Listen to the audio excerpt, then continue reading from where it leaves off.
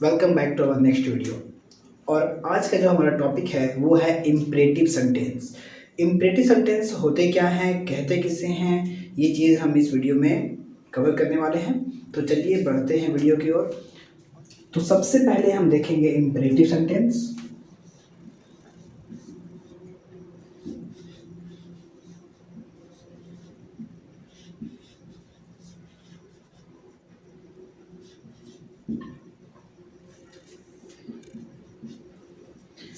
ध्यान देना है यहाँ पे, इम्परेटिव सेंटेंस होती क्या है।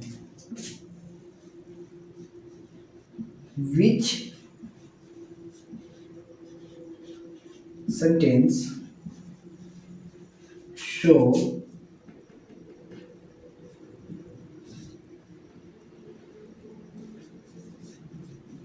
order,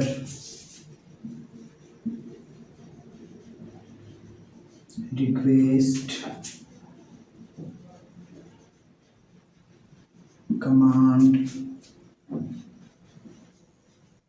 curse, wish,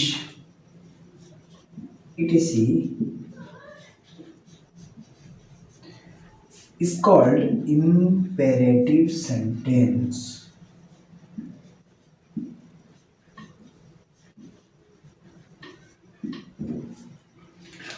तो इसका डिफिनेशन क्या है। Which sentence show order, request, command, curse, wish. ये सब सेंटेंसेस जो मतलब ये सब जिस सेंटेंस में शो करे, ये सब चीज जिस सेंटेंस में शो करे उसे हम बोलते हैं इम्परेटिव सेंटेंस। तो इम्परेटिव सेंटेंस का मतलब क्या समझ में आया कि ऐसा सेंटेंस जो हमें बतावे कि कोई इंसान किसी और इंसान को कमांड दे रहा है, किसी और से रिक्वेस्ट कर रहा है, किसी और को ऑर्डर कर रहा है, ओके, विश कर रहा है। तो ऐसे सेंटेंसेस को हम बोलते हैं इम्परेटिव सेंटेंस। ओके, तो चलिए अभी सबका हम एग्जांपल लेंगे कि रिक्वेस्ट कब होता है, ऑर्डर कब होता है, कमांड कब होता है, कर्स कब होता है। ओके, तो वीडियो को स्किप बिल्कुल भी ना कीजिए। ओके, तो सबसे पहले हम देखेंगे ऑर्डर। तो ऑर्डर जैसे कि आपको लग ही रहा है सुनने में कि ऑर्डर, अब किसी से, तो चलिए देखते हैं रिक्वेस्ट। रिक्वेस्ट कैसे होते हैं। तो रिक्वेस्ट किसी से जब हम करते हैं तो इसका हम एक आप लोगों को स्ट्रक्चर बता देते हैं क्या होता है। तो इसका हम इस्तेमाल कर सकते हैं काइंडली को लेकर के, काइंडली या फिर please, then given, then object. ठीक है, चलिए अब हम कुछ एग्जांपल लेते हैं। तो काइंडली का और प्लीज का पहले हम इस्तेमाल करते हैं, यूज करते हैं कैसे होगा। सो प्लीज हम लेते हैं, तो हम बोलेंगे please give me a glass of water. देखिए रिक्वेस्ट हो गया ना, कृपया मुझे एक ग्लास पानी दीजिए। ठीक है, ये तो रिक्वेस्ट के रूप में ले लिए हम। चलिए ये एक रिक्वेस्ट के रूप में हो गया। अब चलिए इसी तरह एक और एग्जांपल लेते हैं।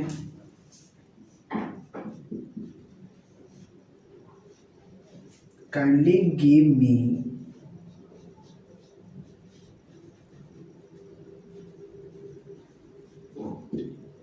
Your book. तो ये भी एक रिक्वेस्ट हो गया। तो ऐसे सेंटेंसेस को उम्मीद करता हूँ आप लोग को अच्छे समझ में आ रहा होगा। तो ऐसे सेंटेंसेस को हम बोलते हैं रिक्वेस्ट। क्लियर है। तो रिक्वेस्ट में कौन से आ गए, प्लीज, काइंडली एंड बहुत सारे और भी आ सकते हैं रिक्वेस्ट में। अभी जो हम बता रहे हैं वो काइंडली और प्लीज का हम यूज आ रहे हैं, ये भी एक रिक्वेस्ट को ही शो करता है। चलिए ठीक है। अब तो अगला जो हमारा है वो क्या है, कमांड। तो चलिए देखते हैं कमांड। एक्चुअली अगर देखा जाए तो कमांड जो होते हैं ना वो ऑफिस वर्क में ज़्यादा यूज में आते हैं। ऑफिशियल वर्क में कमांड ज़्यादा यूज होते हैं। नॉर्मली अगर हम घर पे कमांड करते हैं तो वो ऑर्डर का रूप लेता है। ओके, और अगर हम ऑफिशियल वर्क में कमांड करते हैं तो वो कमांड का रूप लेता है। ऑफिशियल वर्क में अगर हम ऑर्डर कर दें किसी को तो वो कमांड का, जैसे अगर पुलिस इंस्पेक्टर अगर किसी को बोलता है अरेस्ट देम, तो ये ऑर्डर हम नहीं कहेंगे, ये एक कमांड हो गया। ओके, ये एक कमांड है। चलिए एग्जाम्पल लेते हैं हम।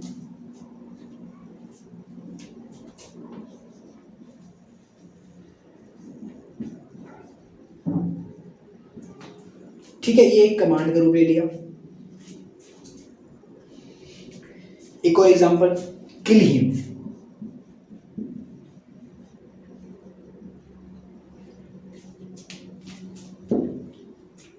ठीक है, तो ऐसे सेंटेंसेस से समझ में आता है कि कोई इंसान किसी अगले इंसान को कमांड दे रहा है। ओके, तो आप लोगों को बेटर समझ में आ रहा होगा। तो ऐसे में हम क्या कहेंगे, इसे कमांड का रूप देंगे। अगला क्या है हमारा, कर्ज। अब कर्ज का मतलब क्या होता है, ये पहले आप लोग समझिए। एक्चुअली में देखा जाए तो कर्ज का मतलब होता है जलन, और आदमी जो बद्दुआ बुरे शब्द बोलता है किसी अगले इंसान को, वो जलन के कारण ही बोलता है। ओके, जैसे किसी और इंसान को हम नहीं बोलते तुम अंधे हो जाओ, भगवान करे तुम बहरे हो जाओ, तुम गरीब हो जाओ, लूल्हे हो जाओ, लगड़े हो जाओ। सॉरी, बट ऐसा मेरा कोई थिंकिंग नहीं है, मैं समझाने के लिए आप लोगों को बता रहा हूँ। ओके, तो ऐसे सेंटेंसेस को हम बोलते हैं कर्ज। कर्ज का मतलब ही होता है बद्दुआ। ओके, तो चलिए देखते हैं कर्ज। उससे पहले हम देखेंगे पहले, अच्छा कमांड्स तो हो चुका, अब कर्ज को ही देखना है। चलिए कर्ज देखते हैं।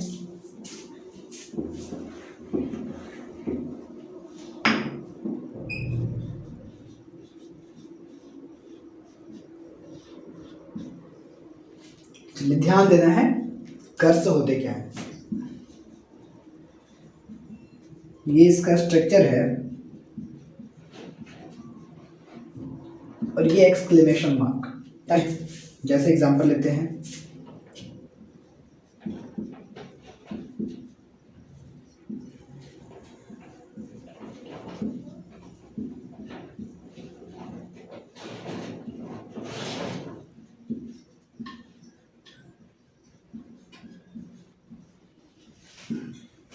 सेंटेंस को देख करके थोड़ी सी आप लोग को हंसी आ रही होगी, बट ये सेंटेंस इस्तेमाल होते हैं।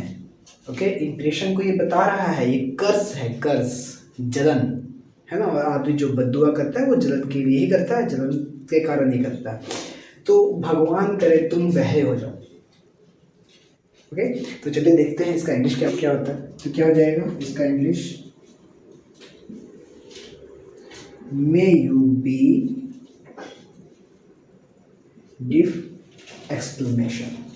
ओके, तो ऐसे सेंटेंसेस जो होते हैं वो कर्ज होते हैं। आप और एग्जांपल इसके ले सकते हैं, और बहुत सारे एग्जांपल अपने हिसाब से आप ले सकते हैं। ठीक है, चलिए अगला जो हमारा है वो विश, इच्छा, किसी की ख्वाहिश को जाहिर करना। किसी सेंटेंस के द्वारा किसी ख्वाहिश को अगर हम जाहिर करते हैं तो हमारा हो जाएगा विश। चलिए उसको भाई, चलिए विश को भी देख लेते हैं हम लोग।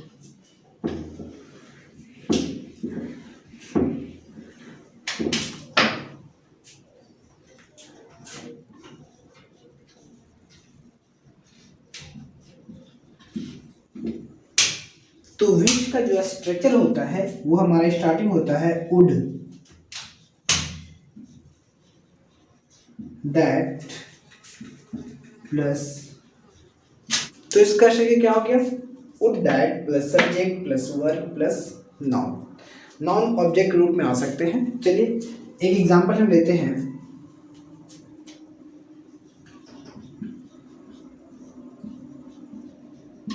काश मैं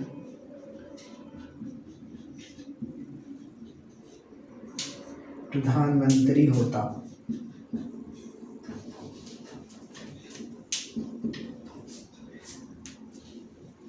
प्रधानमंत्री होने का एक विश है, किसी की एक इच्छा है कि काश मैं प्रधानमंत्री होता। तो ऐसे में इस्तेमाल हम करेंगे would that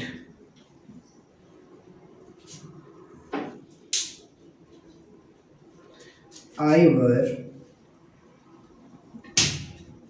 prime minister exclamation. Clear है। तो ऐसे सेंटेंसेस जो होते हैं उसे हम कहते हैं विश। तो ऐसे सेंटेंसेस को हम कहते हैं विश। ठीक है, तो आप लोग को आई थिंक आप लोग को अच्छे से समझ में आ गया होगा। ये हमारे इम्परेटिव सेंटेंस होते हैं। इम्परेटिव सेंटेंस में अगर और किसी टॉपिक्स में अगर जितने में बताया हूँ ये सब में से किसी में दिक्कत है तो आप हमें कमेंट करके बता सकते हैं। मैं कोशिश करूँगा आपके प्रश्नों को हल करने की। ओके, तो चलिए मिलते हैं अपने अगले वीडियो में। Thank you.